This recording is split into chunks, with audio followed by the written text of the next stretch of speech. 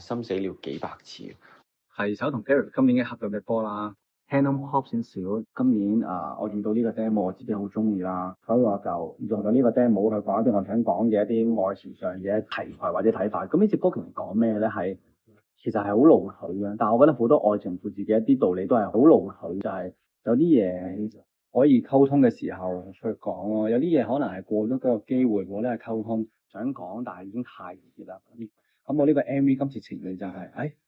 我覺得點樣可以表現到嗰個慘情咧？死已經好慘噶喎，咁我就試下，不如今次呢個 MV 係我去出席我自己嘅喪禮，咁特別就係先我嘅前女友啦，佢都會嚟出席我喪禮，咁開頭有個錯摸就好似，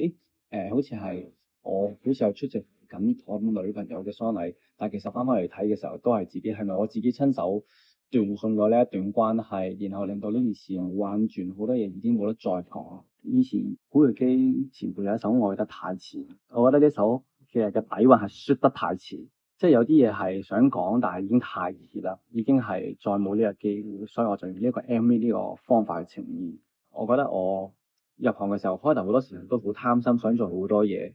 反而我冇乜做過呢個類嘅歌，都未試過一啲本身係我自己長大成長時候聽開嘅一啲歌嘅元素。咁啊，往年都可能係1年後3至4隻啦，咁今年就應該係點都會more定4隻嘅，因為今年我會出碟啦。咁其實都有傾過就係，覺得係我係